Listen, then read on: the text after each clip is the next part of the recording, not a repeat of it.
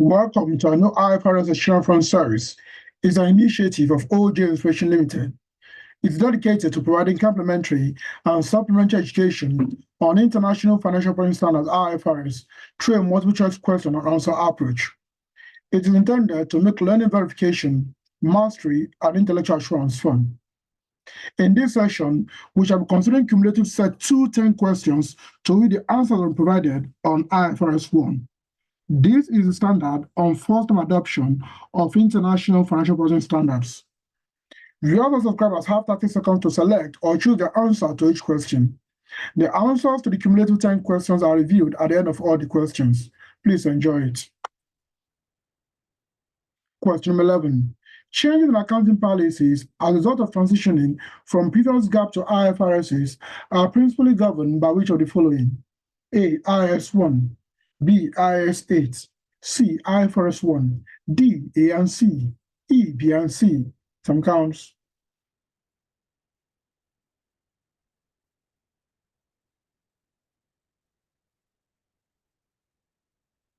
Ten seconds done.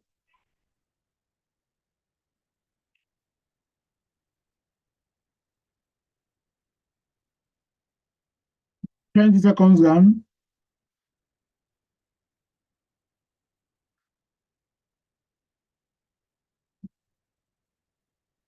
Time up. Question number 12. Which of the following is not considered in any firm in transiting from previous GAAP reporting framework to IFRS reporting framework? A. SIC interpretations. B. International accounting standards.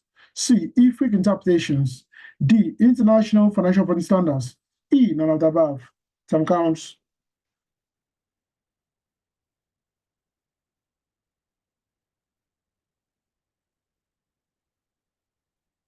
Ten seconds done.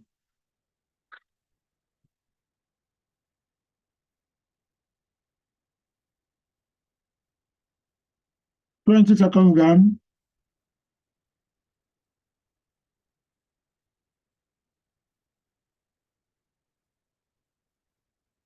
Time up. Question number 13. Which of these standards could not have been applied by an entity that adopted IFRSs for a reporting year ended 31 December 2013? A. IAS 40. B. IFRS 7. C. IFRS 13.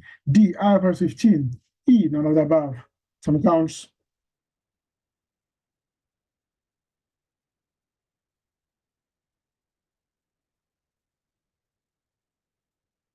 Ten seconds gone.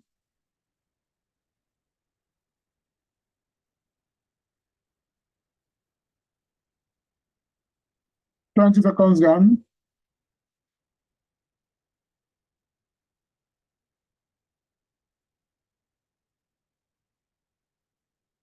Time up.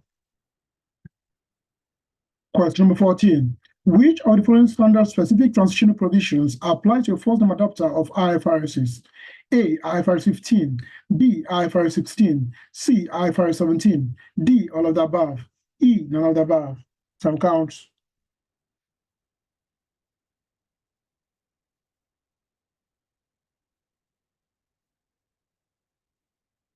Ten seconds gone.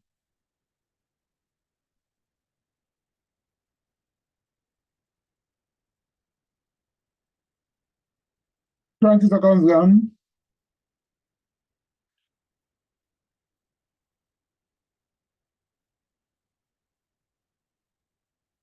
Time up.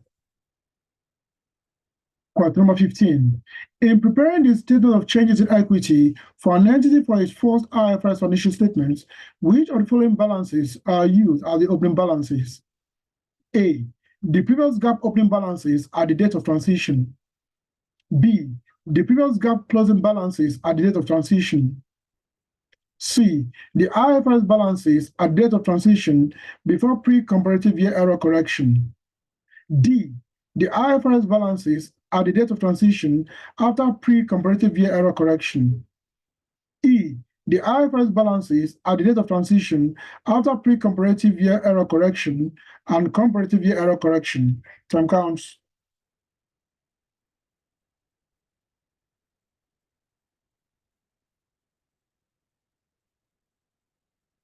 10 seconds gone.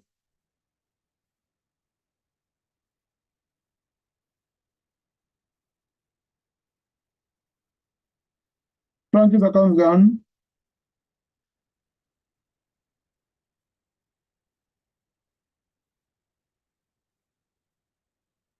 Time up. Question number 16. Previous gap in the context of IFRS 1 means A. All IFRSs issued before IFRSs became issued. B. All standards with IAS as the nomenclature. C. The base of accounting in use before the ISB was formed. D. The base of accounting issued by the ISC. E. The base of accounting that the first-time adopter used immediately before adopting IFRSs. Time counts.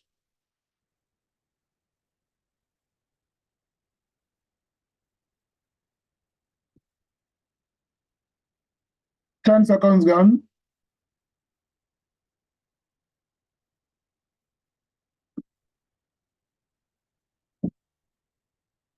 20 seconds gone.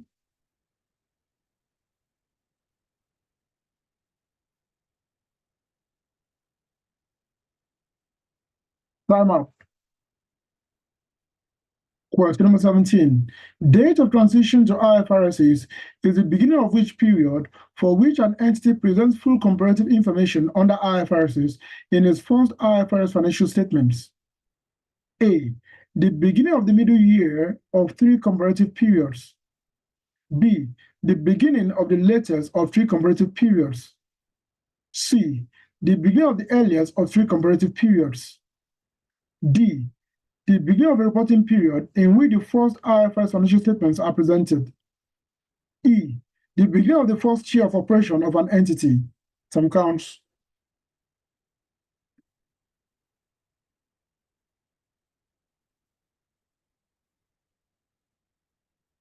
10 seconds gone.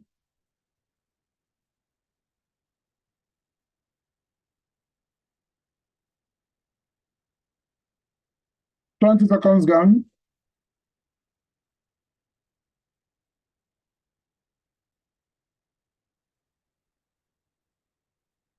Time up. Question number 18.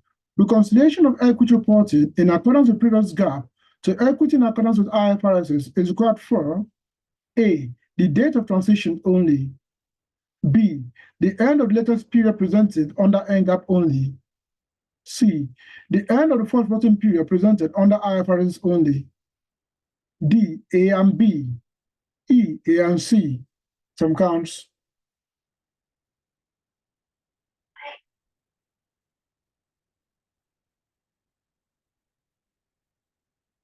10 seconds gone.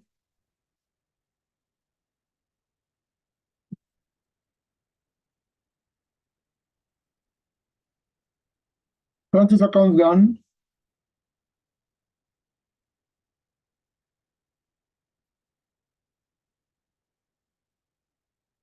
Time up.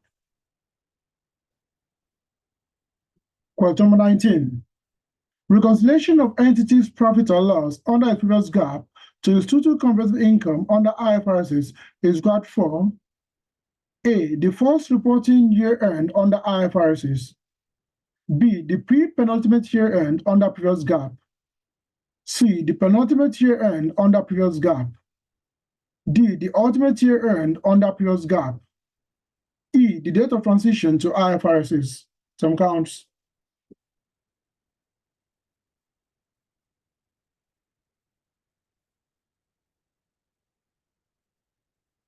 10 seconds gone.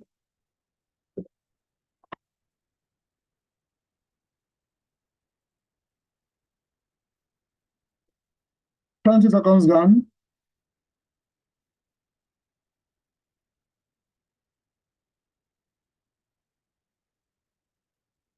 Time up.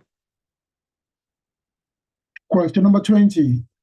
In a reporting jurisdiction that adopted IFRS on January 1, 2012, an entity established in the year 2020 that commenced operation in the same year would not apply which of the following IFRSs? A. IAS 1, B. IFRS 1, C. IAS 8, D. IAS 19, E. None of the above. Some counts.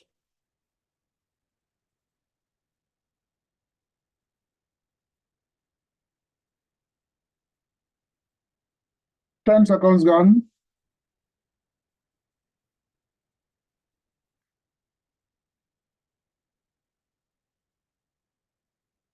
20 seconds gone.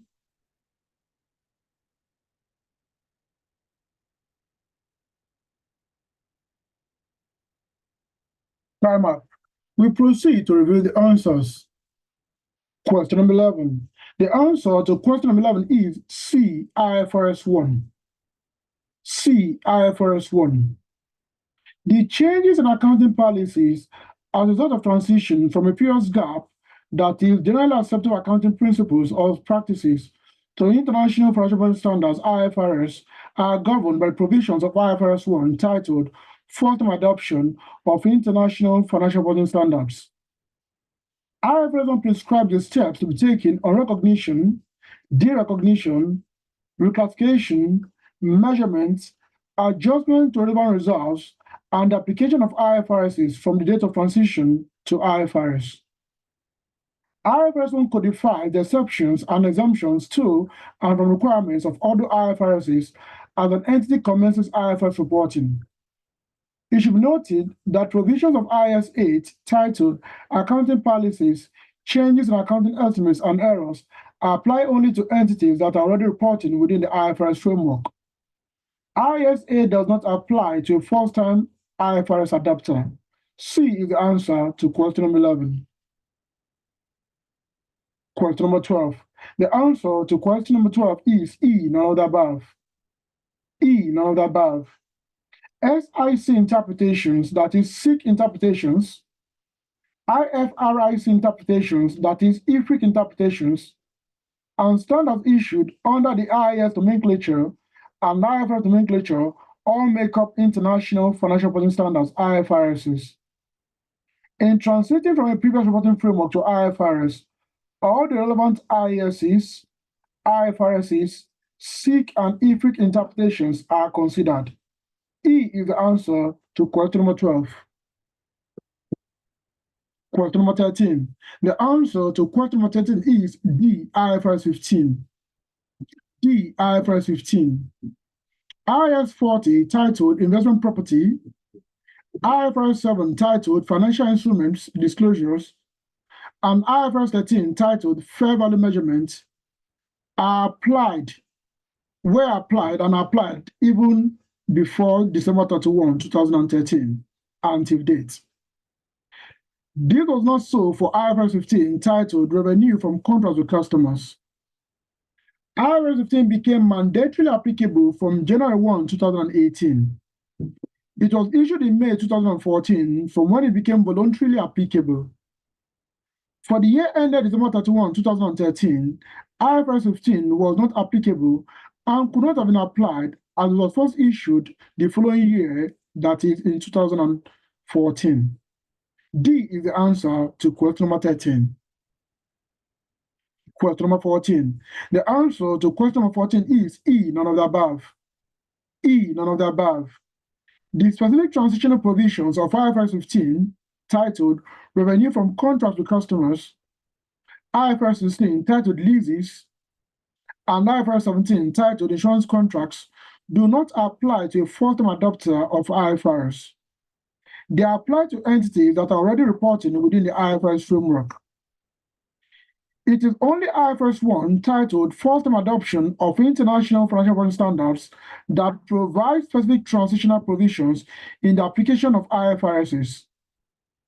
IFRS 1 enables transition with all the standards while noting the paragraphs of those standards that an entity is exempted from or given the exceptions for compliance. E is the answer to question number 14. Question number 15. The answer to question number 15 is D. The IFRS balances at the date of transition after pre-comparative year error correction. D. The IFRS balances at the date of transition after pre-comparative year error correction. The opening balances used at date of IFRS opening statement of financial position are the IFRS-based balances, which have been adjusted for the effect of transition to IFRS. The previous GAAP balances at the date that coincides with the date of transition under IFRSs are not used. Those previous GAAP balances are the balances worked upon to ascertain the IFRS-based balances at the date of transition, which is the beginning of IFRS reporting.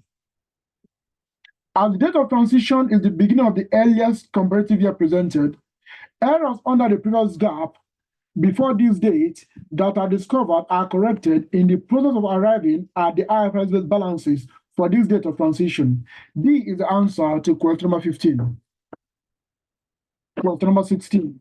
The answer to question number 16 is E, the basis of accounting that a first-time adopter used immediately before adopting IFRSs. E, the basis of accounting that a first-time adopter used immediately before adopting IFRSs.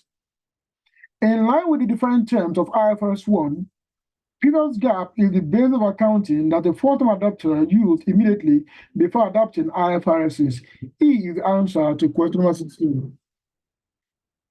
Question number 17. The answer to question number 17 is C, the beginning of the earliest of three comparative periods. C, the beginning of the earliest of three comparative periods.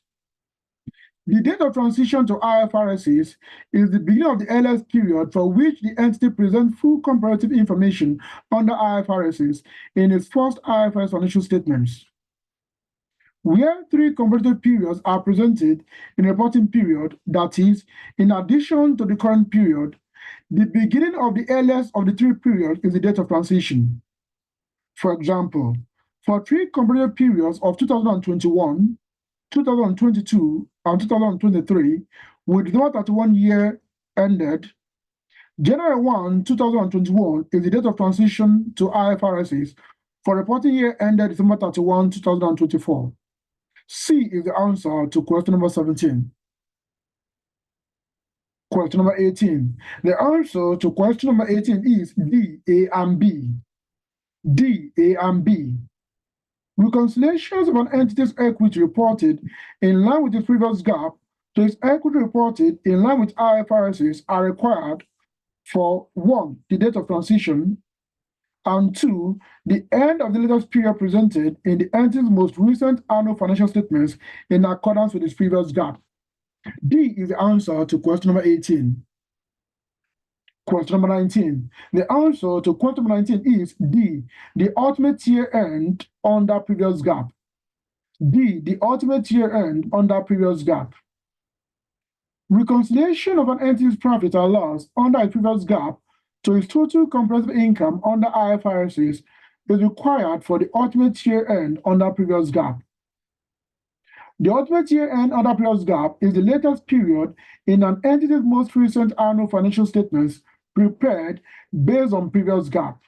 D is the answer to question number 19. Question number 20. The answer to question number 20 is D, IFRS 1. D, IFRS 1. IFRS 1, titled First-Time Adoption of International Financial Reporting Standards, is a standard that applies to entities that are transiting from previous GAAP to the IFRS framework. It does not apply to an entity commencing operation or reporting in a jurisdiction that already applies the IFRS framework.